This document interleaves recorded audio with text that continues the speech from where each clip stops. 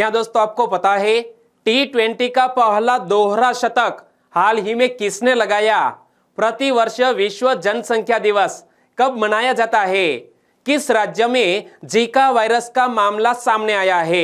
ऐसे ही 13 बड़ी खबरों को कवर करते हुए हमने आज का बोले तो 11 जुलाई 2021 का करंट अफेयर का वीडियो तैयार किया है। क्वालिटी की दृष्टि से बेस्ट है यह वीडियो, आप लास्ट तक देखें। लास्ट में मैं आपसे एक क्वेश्चन पूछूंगा जिसका आंसर आपको नीचे कमेंट बॉक्स में देना है। और अभी तक आपने हमारी GK 2020 चैनल को सब्सक्राइब नहीं किया है तो सब्सक्राइब कीजिए, पास में जो बेल आइकन है उसे भी प्रेस कर दीजिए, क्योंकि आने वाले हर एक वीडियो की अपडेट आपको सबसे पहले मिले। चलिए बिना वक्त गंवाए स्टार्ट करते हैं पहले क्वेश्चन से। संविधान के किस अनुच्छेद में मंत्री परिषद के गठन के बारे में उल्लेख किया गया है? आप सभी को पता है कि हमारे प्रधानमंत्री श्री ने अपने मंत्री परिषद का विस्तार किया है, तो इसीलिए कॉन्स्टिट्यूशन से जुड़ा हुआ यह क्वेश्चन करंट अफेयर में आया है। संविधान के किस अनुच्छेद में मंत्री परिषद के गठन के बारे में उल्लेख किया गया है? तो संविधान के अनुच्छेद 74 में यह प्रावधान किया गया है, यानी कि इस क्वेश्चन का सही आंसर है ऑप्शन ए, अनुच्छेद 74। हाल ही में प्रधानमंत्री श्री नरेंद्र भाई मोदी जी ने अपने मंत्री परिषद का विस्तार तथा उसमें फेरबदल किया और प्रधानमंत्री की मंत्री परिषद में वर्तमान में 77 मंत्री हैं, जिनमें से लगभग 50% मंत्री नए हैं। और संविधान के अनुच्छेद 74 में मंत्री परिषद के गठन के बारे में उल्लेख किया गया है, और जबकि अनुच्छेद 75 मंत्रियों की नियुक्ति, उनके कार्यकाल, जिम्मेदारी, शपथ, योग्यता और मंत्रियों के वेतन एवं भत्ते से संबंधित है।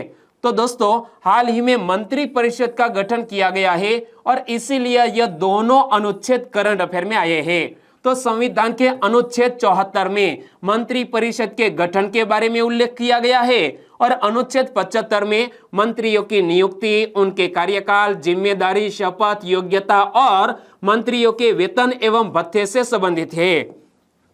और मंत्री परिषद में मंत्रियों की 3 श्रेणियां होती है, अर्थात कैबिनेट मंत्री, राज्य मंत्री और उप राज्य मंत्री। इन सभी मंत्रियों में शीर्ष स्थान पर प्रधानमंत्री होता है। तो सबसे पहले हम बात करते हैं कैबिनेट मंत्री की। कैबिनेट मंत्री एक केंद्र सरकार के महत्वपूर्ण मंत्रालयों जैसे कि गृह मंत्रालय, रक्षा मंत्रालय, वित्त मंत्रालय, विदेश मामलों आदि के प्रमुख होते हैं कैबिनेट मंत्री। और कैबिनेट केंद्र सरकार के महत्वपूर्ण मामलों में नीति निर्धारण निकाय है। और दूसरे है राज्य मंत्री। इन्हें या तो मंत्रालयों या विभागों का स्वतंत्र प्रभार दिया जा सकता है या कैबिनेट मंत्रियों से संबंध किया जा सकता है। और तीसरे है उपमंत्री। उपमंत्री कैबिनेट मंत्रियों या राज्य मंत्रियों से संबंधित होते हैं तथा उनके प्रशासनिक, राजनीतिक और संसदीय कर्तव्यों में उनकी सहायता करते हैं। और मंत्री परिषद में प्रधानमंत्री सहित मंत्रियों की कुल संख्या लोकसभा की कुल संख्या के 15% से अधिक नहीं होनी चाहिए। तो दोस्तों यह कॉन्स्टिट्यूशन में प्रावधान किया गया है कि मंत्री परिषद में प्रधानमंत्री सहित मंत्रियों की कुल संख्या लोकसभा की कुल संख्या के 15% से अधिक नहीं होनी चाहिए। कई बार एग्जामिनेशन में पूछ भी लिया गया है, याद रख लीजिए। और यह प्रावधान वर्ष 2003 के 91वें संविधान संशोधन अधिनियम द्वारा जोड़ा गया था। और अनुच्छेद 75 में स्पष्ट रूप से कहा गया है कि मंत्री परिषद सामूहिक रूप से लोकसभा के प्रति उत्तरदायी है।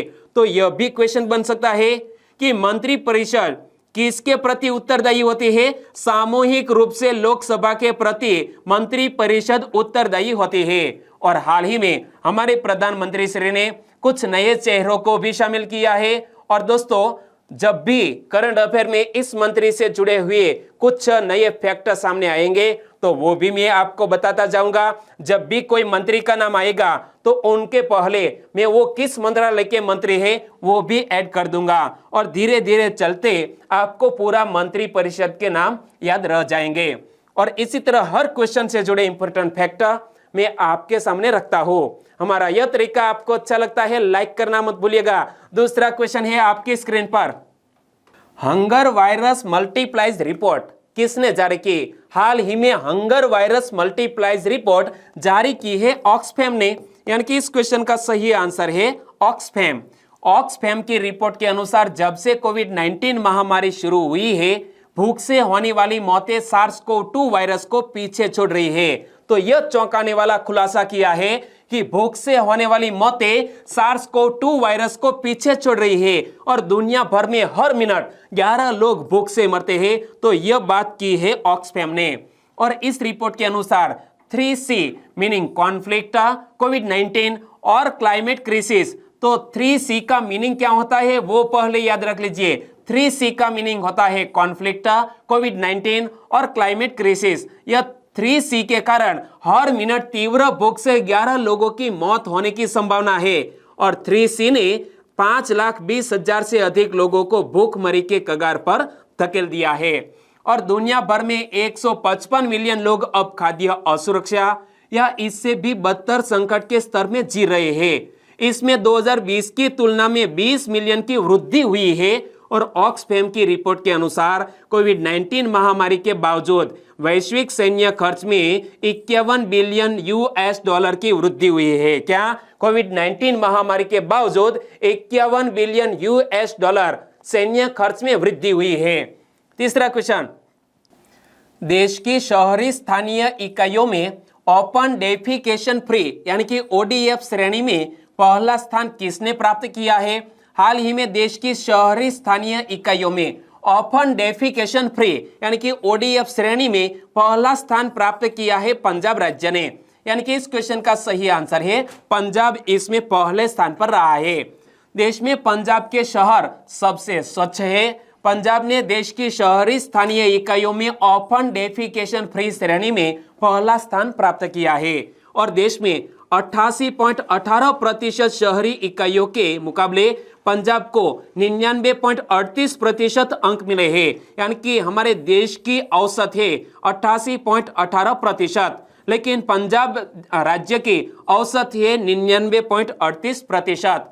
और पंजाब की 163 ULB में से 162 ULB को ODF प्लस और ODF प्लस प्लस का दर्जा हासिल हुआ है।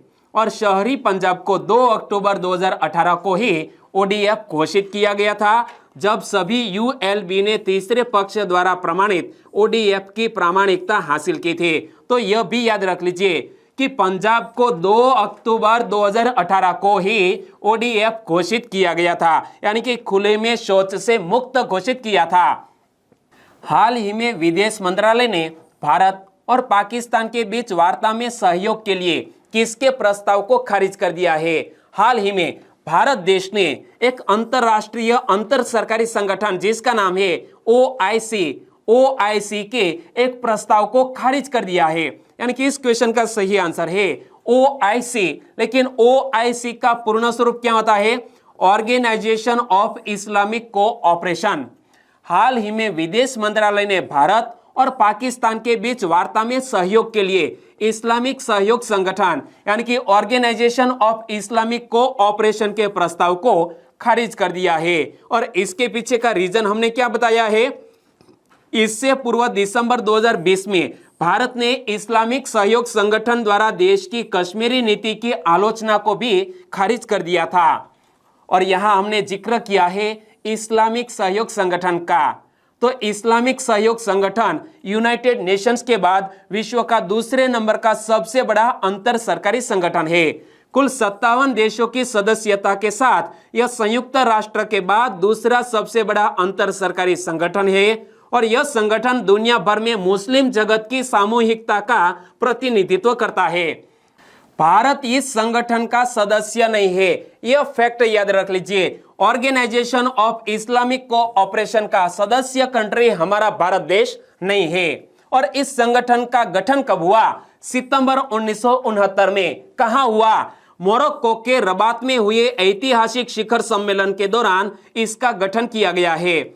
और ऑर्गेनाइजेशन ऑफ इस्लामिक कोऑपरेशन का हेडक्वार्टर कहां पर स्थित है? सऊदी अरब के जेद्दा में इसका हेडक्वार्टर स्थित है। और वर्ष 2019 में भारत को IOC की इस बैठक के उद्घाटन सत्र में बतौर गेस्ट ऑफ ऑनर आमंत्रित किया गया था और उस वक्त की हमारी विदेश मंत्री सुषमा स्वराज ने यह उद्घाटन सत्र में हिस्सा भी लिया था।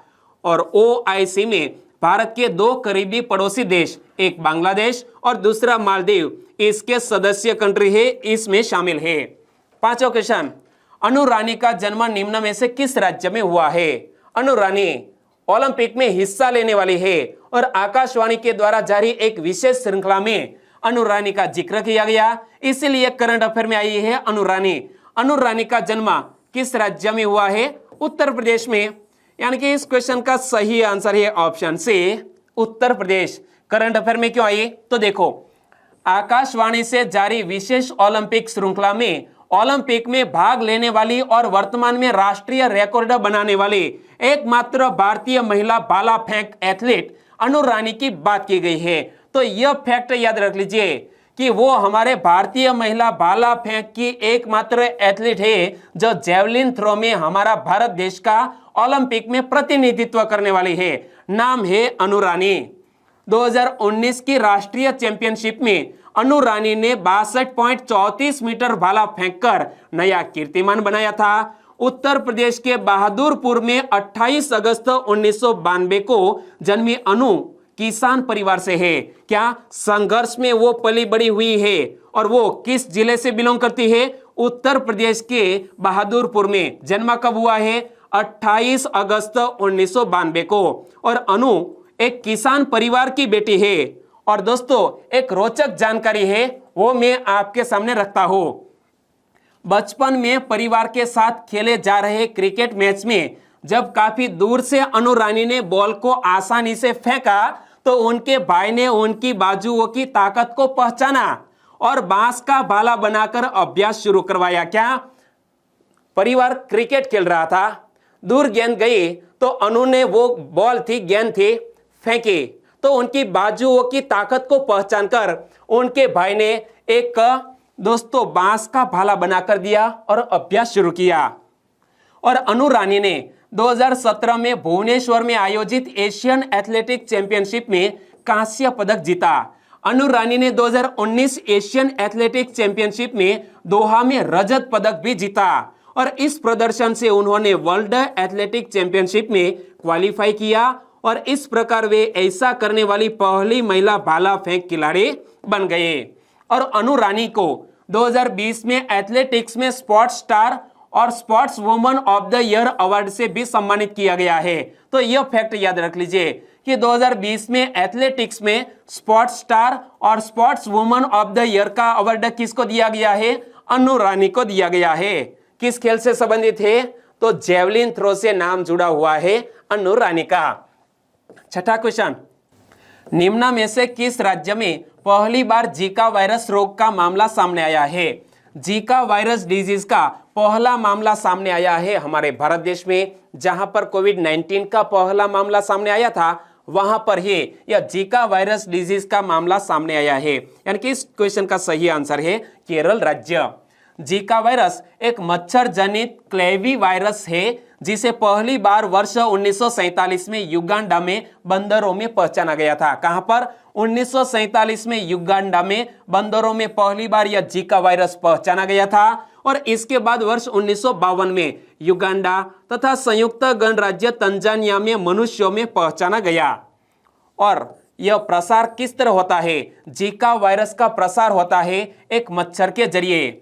जीका वायरस डिजीज मुख्य रूप से एडिस मच्छर द्वारा प्रसारित वायरस के कारण होता है। तो यह मच्छर का नाम याद रख लीजिए, एडिस मच्छर द्वारा प्रसारित वायरस के कारण यह दोस्तों जीका वायरस फैलता है और दूसरे व्यक्ति संक्रमित होते हैं। और यह वही मच्छर है जिसके कारण डेंगू, चिकनगुनिया और पित्त ज्वर होता है।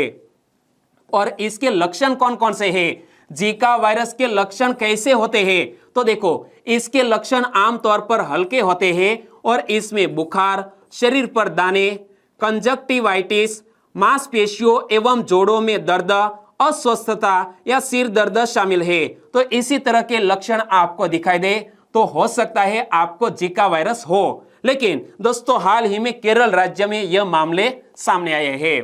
7वां question, the light of Asia नामक एक नई पुस्तक के लेखक कौन है? हाल ही में एक नई किताब सामने आई है जिसका टाइटल है the light of Asia. The light of Asia नामक पुस्तक लिखी है जयराम रमेश ने, यानी कि इस क्वेश्चन का सही आंसर है option A Jairam Ramesh. Image में आप देख सकते हैं जयराम रमेश द्वारा लिखित द लाइट ऑफ एशिया नामक एक नई पुस्तक बुद्ध पर एक महाकाव्य जैव कविता की जीवनी है। और जयराम रमेश है कौन? जयराम रमेश लेखक, संसद सदस्य, पूर्व केंद्रीय मंत्री और कांग्रेस के नेता है। और यहाँ इस किताब की फ्रंट पेज को भी देख सकते हैं, क्या लिखा है पढ़ो तो, द लाइट ऑफ एशिया। किसने लिखी है? जयराम रमेश ने लिखी है। पिछले एक सप्ताह में और भी 2 पुस्तक सामने आई है, उनकी भी बात कर ले। वेणु माधव गोविंदो और श्रीनाथ राघवन ने The Fourth Lion Essays for Gopal Krishna Gandhi नामक पुस्तक लिखी और पुस्तक में 26 निबंध शामिल है। इस किताब की फ्रंट पेज को देख सकते हैं, The Fourth Lion Essays for Gopal Krishna Gandhi. और किसने लिखी है? वेणु माधव गोविंदो और श्रीनाथ राघवन ने दोस्तों यह किताब लिखी है। और यहाँ इस किताब की फ्रंट पेज को देखिए, किसने लिखी है? कविता राव ने यह किताब लिखी है जिसका टाइटल है lady doctors the untold stories of India's first woman in medicine. तो देखो, कविता राव ने lady doctors the untold stories of India's first woman in medicine, English में पढ़ो, lady doctors the untold stories of India's first woman in medicine नामक पुस्तक लिखी है। किसने? कविता राव ने।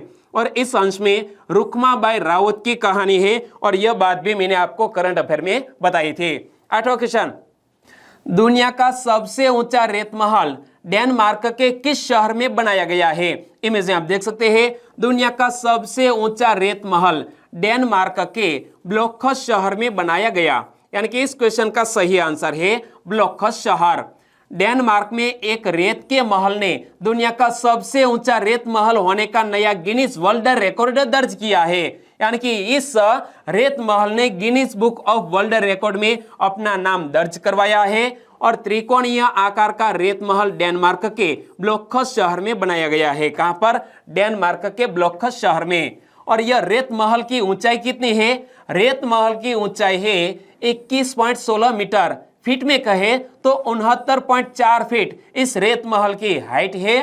और यह नई संरचना 2019 में जर्मनी में 17.66 मीटर मापने वाले सैंड कास्टल द्वारा रखे गए पिछले रिकॉर्ड की तुलना में 3.5 मीटर लंबा है। और डच निर्माता जिसका नाम क्या है? विल्फ्रेड स्टीजर। विल्फ्रेड स्टीजर को दुनिया के 30 सर्वश्रेष्ठ रेत मूर्तिकारों द्वारा सहायता प्रदान की गई थी। और यहां जिक्र किया है डेनमार्क का, तो आप मैप में देखिए कि यह है डेनमार्क। और डेनमार्क की कैपिटल का नाम क्या है? कोपेनहेगन। डेनमार्क की करेंसी क्या है? Danish Crohn. और डेनमार्क की प्रधानमंत्री कौन है? Mette Frederiksen. और पूरे विश्व में सबसे अधिक दूध उत्पादन करने वाला देश कौन सा है? डेनमार्क पूरे विश्व में सबसे अधिक दूध उत्पादक देश भी है। 9वां question, the Ramayan of Shri Guru Gobind Singh ji पुस्तक किसने लिखी है? द रामायण ऑफ श्री गुरु गोविंद सिंह जी पुस्तक स्वर्गस्थ श्रीमती बलजीत कौर तुलसी जी ने लिखी है, यानी कि इस क्वेश्चन का सही आंसर है ऑप्शन बी, स्वर्गस्थ श्रीमती बलजीत कौर तुलसी जी ने द रामायण ऑफ श्री गुरु गोविंद सिंह जी पुस्तक लिखी है।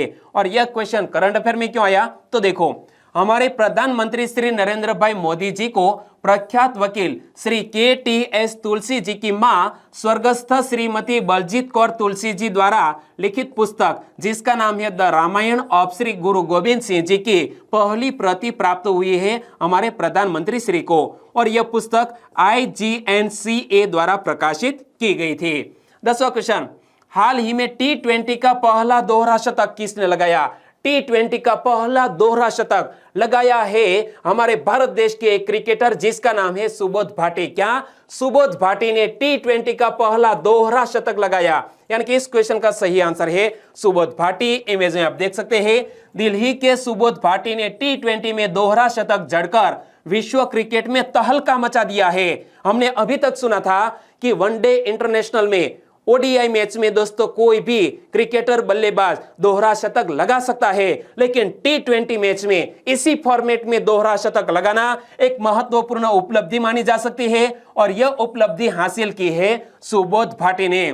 टी20 में यह कमाल करने वाले वह पहले भारतीय खिलाड़ी बन गए हैं और सुबोध भाटी ने क्लब स्तर के टूर्नामेंट में दिल्ली 11 की तरफ से खेलते हुए यह कमाल किया है और इस बल्लेबाज ने 79 गेंदों में 17 चौके और 17 छक्के की मदद से नाबाद 205 रनों की ताबड़तोड़ पारी खेली है। क्या दोस्तों, सिर्फ 79 गेंदों में 17 चौके और 17 छक्के जड़कर नाबाद 205 रनों की ताबड़तोड़ पारी खेली और उन्होंने मैदान के चारों तरफ चौके छक्के लगाए, बारिश कर दी और पहला सैकड़ा उन्होंने 17 गेंदों में ही पूरा किया और 17 गेंदों में उन्होंने 102 रन बना डाले थे। नाम मत भूलिएगा, सुबोध भाटी। और सुबोध भाटी ने अपनी इस पारी के साथ वेस्टइंडीज के क्रिस गेल को भी पीछे छोड़ दिया है, जिसके नाम टी20 में सबसे ज्यादा रन बनाने का रिकॉर्ड दर्ज है। किसके नाम? क्रिस गेल के नाम पर। और क्रिस गेल ने आईपीएल 2013 में रॉयल चैलेंजर बेंगलुरु यानी कि आरसीबी की टीम से खेलते हुए पुणे वॉरियर्स के खिलाफ 66 गेंदों में 175 रन धुआंधार पारी खेली थे। उनका रिकॉर्ड भी तोड़ दिया है सुबोध भाटी ने, लेकिन फर्क सिर्फ इतना है, यह एक घरेलू मैच था।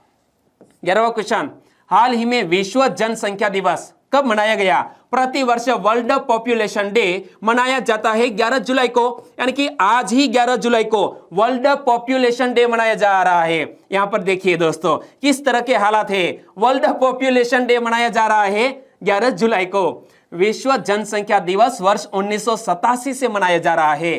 तो यह दिवस मनाने की शुरुआत कब से हुई है? वर्ष 1987 से। और 11 जुलाई 1987 में विश्व की जनसंख्या 5 अरब को पार कर गई थी और तब संयुक्त राष्ट्र ने जनसंख्या वृद्धि को लेकर दुनिया भर में जागरूकता फैलाने के लिए यह दिवस मनाने का निर्णय लिया। और विश्व जनसंख्या दिवस 2021 की थीम क्या रखी गई है? Most IMP. इस साल की थीम क्या है? विश्व जनसंख्या दिवस हर साल एक नई थीम के साथ मनाया जाता है और इस साल की थीम है अधिकार और विकल्प उत्तर है, चाहे बेबी बूम हो या ब्लस्ट, प्रजनन दर में बदलाव का समाधान सभी लोगों के प्रजनन स्वास्थ्य और अधिकारों को प्राथमिकता देना है। तो इतनी बड़ी लंबी थीम है, एक बार फिर से पढ़ लेते हैं। वर्ल्ड पॉपुलेशन डे 2021 की थीम अधिकार और विकल्प उत्तर है, चाहे बेबी बूम हो या ब्लस्ट, प्रजनन दर में बदलाव का समाधान सभी लोगों के प्रजनन स्वास्थ्य और अधिकारों को प्राथमिकता देना है। और आज विश्व की जनसंख्या लगभग 7 अरब से भी ज्यादा है और भारत की जनसंख्या 2011 के वर्ष की बात करें तो भारत की जनसंख्या लगभग 1 अरब 21 करोड़ 1,93,422। और यह कब की बात है? 2011 में हमारी जो जनगणना हुई थी इसकी बात है। कोविड-19 के चलते 2021 में यह जनगणना नहीं हुई है। और भारत की पिछले दशक की जनसंख्या वृद्धि दर 17.64% है और भारत में हर 1 मिनट में 25 बच्चे पैदा होते हैं। 1 मिनट में हमारे भारत देश में 25 बच्चे पैदा होते हैं और यह आंकड़ा उन बच्चों का है जो अस्पतालों में जन्म लेते हैं। अभी इसमें गांवों और कस्बों के घरों में पैदा होने वाले बच्चों की संख्या नहीं जुड़ी हुई है, फिर भी 1 मिनट में 25 बच्चे हमारे भारत देश में दोस्तों पैदा होते हैं, जिसका पंजीकरण होता है। यह आंकड़ा है। 12वां क्वेश्चन, भारत में गुजरात के सूरत में अपना पहला डिजिटल केंद्र किसने लॉन्च किया है? हमारे भारत देश में गुजरात राज्य के सूरत शहर में पहला डिजिटल केंद्र किसने लॉन्च किया है? अमेजॉन ने। यानी कि इस क्वेश्चन का सही आंसर है अमेजॉन। अमेजॉन ने भारत में गुजरात के सूरत में अपना पहला डिजिटल केंद्र लॉन्च किया है। अमेजॉन डिजिटल केंद्र का उद्घाटन गुजरात के मुख्यमंत्री विजय भाई रूपाणी ने इस डिजिटल केंद्र का उद्घाटन किया है। अमेजॉन के डिजिटल केंद्र ऐसे केंद्र है जो सूक्ष्म, लघु और मध्यम उद्यमों यानी कि एमएसएमई को ई कॉमर्स के लाभों के बारे में जानने का अवसर प्रदान करेंगे। और अमेजॉन के हाल ही में नए सीईओ कौन बन गए हैं? एंड्रू आर जेसी। और अमेजॉन की स्थापना कब हुई? 5 जुलाई 1994 को। और अमेजॉन के मालिक कौन है? Jeff Bezos. वो हाल ही में अंतरिक्ष की यात्रा पर जाने वाले हैं। और यहाँ जब पहला ऐसा केंद्र बनाने जा रहे हैं अमेजॉन सूरत में, तो सूरत से जुड़े हुए कुछ दोस्तों ऐसे फैक्ट अक्सर एग्जामिनेशन में पूछ लिए जा सकते हैं, तो याद रखो। ब्रिटिश लाइब्रेरी लंदन के रिकॉर्ड के अनुसार ईस्ट इंडिया कंपनी की स्थापना 31 दिसंबर 1600 को हुई थी और साल 1608 में William Hawkins east India company के जहाज लेकर सूरत आया था। कहां पर? साल 1608 में William Hawkins east India company के जहाज लेकर सूरत आया था और इसके बाद कंपनी ने भारत में अपना पहला कारखाना सूरत में 11 जनवरी 1613 को खोला था। तो यह हिस्ट्री से जुड़ी हुई बात है कि ईस्ट इंडिया कंपनी ने अपना पहला कारखाना कहां पर खोला? सूरत में खोला। कब खोला? 11 जनवरी 1613 को। और इसके लिए कंपनी ने मुगल बादशाह जहांगीर से इजाजत ली थी। 13वां और लास्ट क्वेश्चन, निम्न में से किस शहर के एक रेलवे स्टेशन पर भारत का पहला movable fresh water tunnel aquarium आम जनता के लिए खोल दिया गया है? इमेज आप देख सकते हैं, यह है भारत देश का पहला movable fresh water tunnel aquarium. लेकिन किस रेलवे स्टेशन पर यह खोला गया है? बेंगलुरु के रेलवे स्टेशन पर। यानी कि इस क्वेश्चन का सही आंसर है बेंगलुरु। बेंगलुरु के KSR रेलवे स्टेशन पर भारत का पहला movable fresh water tunnel aquarium आम जनता के लिए खोल दिया गया है। यात्रियों को एक यादगार अनुभव देने और स्टेशन पर उनके प्रतीक्षा समय को सुखद बनाने के उद्देश्य से भारतीय रेलवे स्टेशन विकास निगम लिमिटेड यानी कि IRSDC ने दक्षिण पश्चिम रेलवे और HNI एक्वाटिक किंगडम के सहयोग से KSR बेंगलुरु रेलवे स्टेशन पर यह फ्रेश वाटर टनल एक्वेरियम बनाया है। और अमेजॉन रेन फॉरेस्ट पर आधारित इस एक्वेरियम को देखने के लिए प्रवेश शुल्क 25 रुपये रखा गया है और एक बार में अधिकतम 25 विजिटर एक्वेरियम में प्रवेश कर सकते हैं। और अब बात करते हैं लास्ट वीडियो के क्वेश्चन के। लास्ट वीडियो में मैंने आपसे क्वेश्चन पूछा था, किस राज्य से भौगोलिक संकेतक प्रमाणित भालिया गेहूं का निर्यात शुरू किया गया है?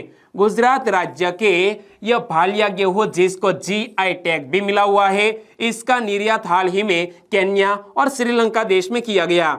यानी कि इस क्वेश्चन का सही आंसर है गुजरात। लगभग सभी दोस्तों ने बिल्कुल सही जिक्र किया है। इनमें से कुछ फ्रेंड के नाम लेना चाहूंगा, तो वो है चौधरी विकास, कपिल सिला, FA कुरैशी, प्रहलाद फतेपुरा, भावना तड़वी। भावना तड़वी की एक अच्छी आदत है, सुबह 4 बजे सबसे पहले वीडियो देखती है भावना तड़वी जी, कांग्रेचुलेशन। हितेश सोलंकी, भाविका भवानी, चौधरी सोनल, इन सभी दोस्तों ने बिल्कुल सही जिक्र किया है गुजरात का। कौशल डाबे, कल्पेश मफाजी ठाकुर, स्नेहल नाय, पूजाबा जाला जाडेजा, रशीला डामोर, जनक लालकिया, पटेल उर्वशी और चौधरी प्रतीक, इन सभी दोस्तों ने बिल्कुल सही आंसर दिया है गुजरात। और दशरथ रबारी, जिग्नेश वाघेला, मिस्टर दक्की सुगी 007, सेंटा अंकित, अरुण प्रजापति, कृष्णा पटेल, गोसाई मनीष और हर्षाद चुडासमा, सभी दोस्तों को बहुत बहुत धन्यवाद। और आज के वीडियो का क्वेश्चन ए रहा स्क्रीन पर, एकीकृत ऑटोमेशन प्रणाली स्पर्श किसने शुरू की है? 4 मंत्रालय के नाम आपकी स्क्रीन पर है, बताइए एकीकृत ऑटोमेशन प्रणाली स्पर्श किसने शुरू की है? सही ऑप्शन चुन लिया है तो आंसर दीजिए और एक बार आप लिख देंगे तो फिर आप इसे कभी नहीं भूलेंगे। और वीडियो वाकई में आपको अच्छा लगा है, हेल्पफुल लगा है, तो आपके दोस्तों को फेसबुक, व्हाट्सएप या टेलीग्राम के जरिए इस वीडियो की लिंक शेयर करना मत भूलिएगा। बस छोटी सी उम्मीद के साथ वीडियो खत्म करते हैं, फिर मिलेंगे नए करंट अफेयर वीडियो के साथ। तब तक के लिए टेक केयर एंड जय हिंद।